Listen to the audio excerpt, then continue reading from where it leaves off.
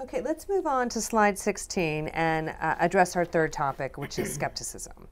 So we have up here on the slide actually some of the cognitive shortcuts that can lead to poor decisions and judgment tendencies, if you will. And the report goes into quite a bit of detail on this.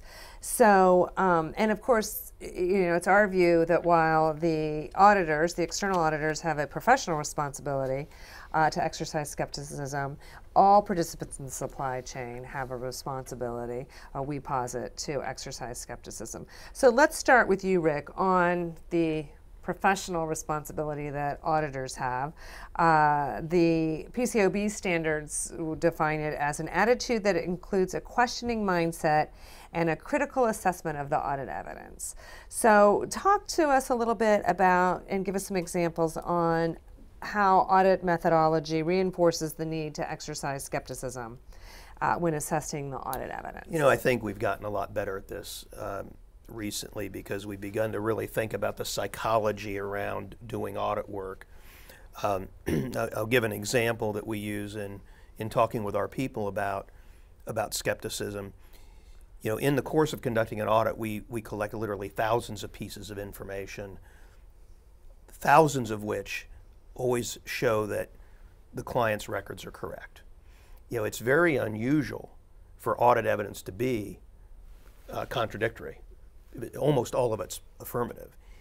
And over time, that creates an enormous bias in the mind of the auditor that the expectation is that the next piece of evidence is going to be good too.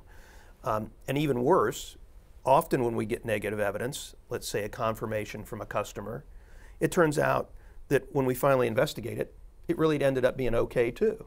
You know, that they didn't understand the question. So one of the things that we have to tell our people, and we stress a lot, is when you find negative evidence, you have to, instead of trying to figure out why it must be wrong because everything else that's negative is wrong, you have to pick it up and say, okay, I need to search for more negative evidence because this is rare and it could be extraordinarily serious because of its rarity. And so just understanding your own psychology, I think, is really, really important here. The other thing that we've begun to do in terms of trying to help our people understand objectivity and skepticism is to have them think about putting themselves in the place of the people preparing the financial information at the companies that we're auditing. You can have the most objective, thoughtful people at the company, but when they are dealing with accounting estimates, which are not the result of hard yes and no answers, they can't help but be influenced about what their budgets are, what their goals are, and the fact that, you know, top management keeps saying we're better than the competition. Well, if we're better than the competition, our reserves probably need to be a little bit lower. You know, all of that goes through their minds, even as they're consciously being objective.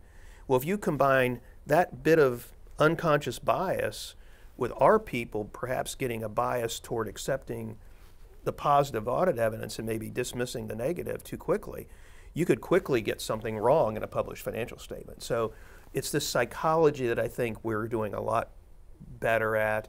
And to a shameless plug, Cindy, for the CAQ Judgment Framework document, does a very nice job of outlining these issues for people.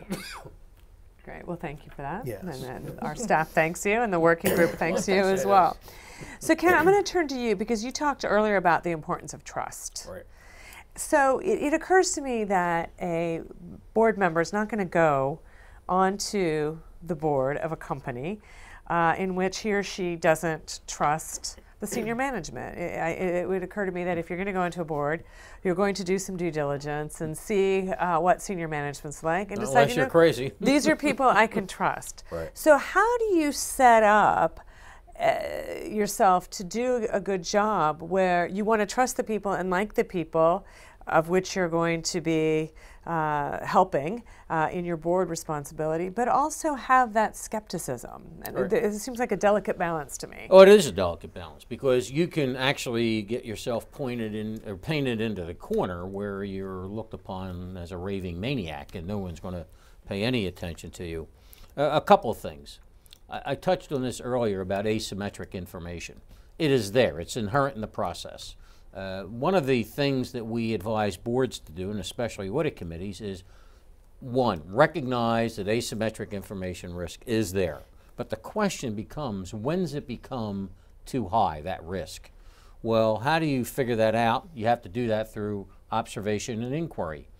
Are your numbers different than everyone else's numbers? Are you experiencing no problems and everyone else is experiencing problems? I mean, think about WorldCom. Somehow they were the only company in that segment making profits. Somebody maybe raised their hand and said, how are we doing it since nobody else is doing it? Well, we're capitalizing everything. That's how we're doing it.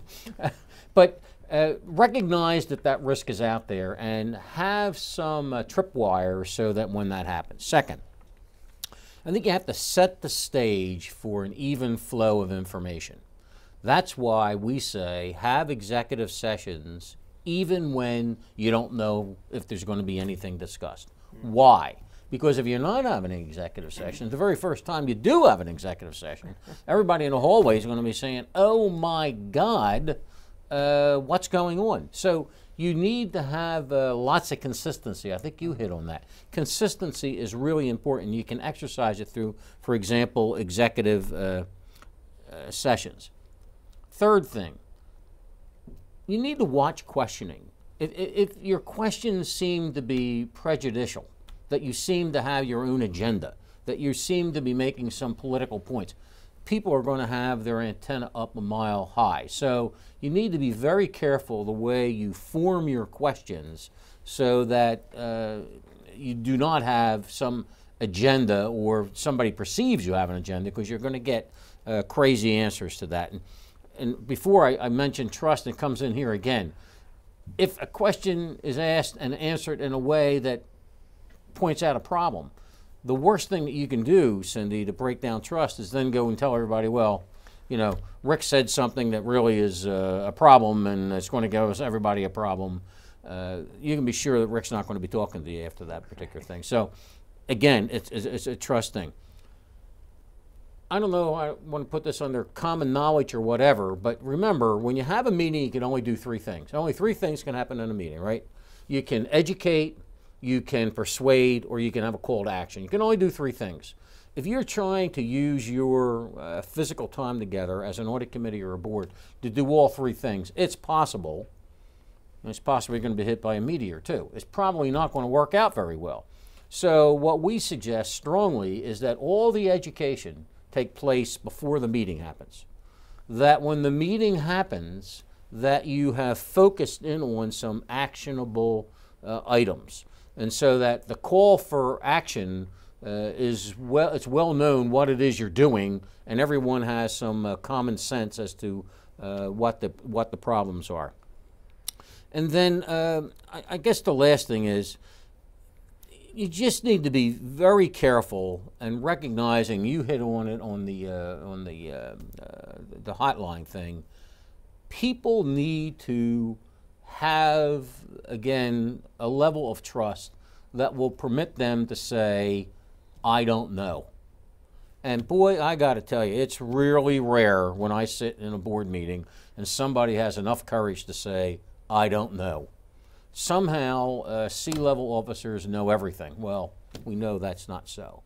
You need to have enough trust, the culture has to be right, that you can say, I don't know, I'll find out and I'll get back to you.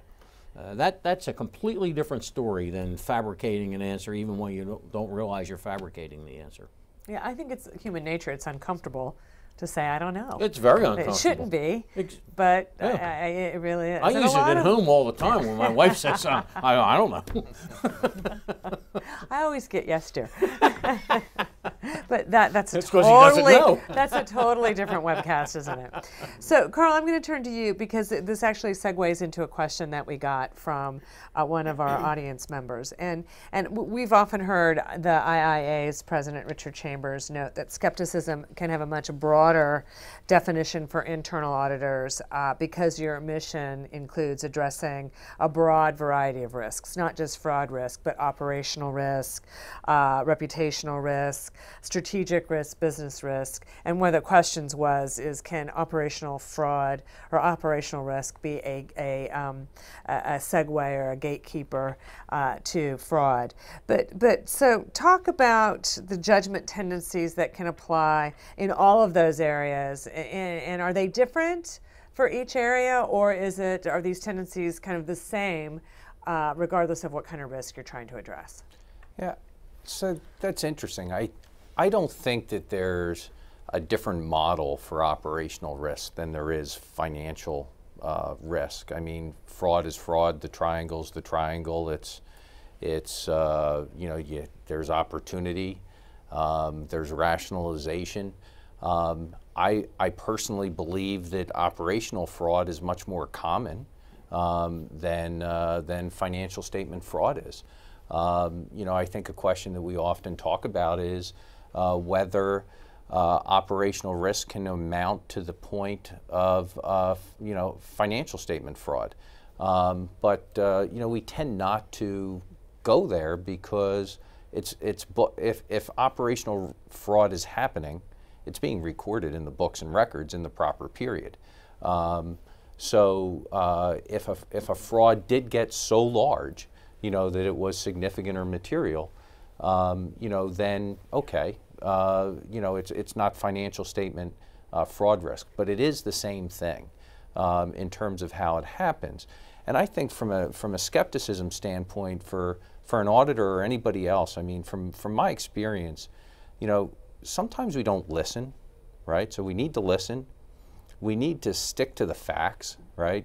We need to understand what the facts are, and not just based on what someone said. And we have to ask the right questions. And I think the one thing that I've always kind of fell back on is, if I don't understand something, I mean, I don't think that we are all, you know, generally not smart people. We're generally smart people to be in the positions that we're in, and we're educated. And if it doesn't make sense, then we should probably ask again and not just move on, because I don't want to be embarrassed that I'm the only one in the room that doesn't know the answer. And that's usually when we find things that are wrong, because we didn't move on, because we actually went back to a T account because the accounting entry didn't make sense.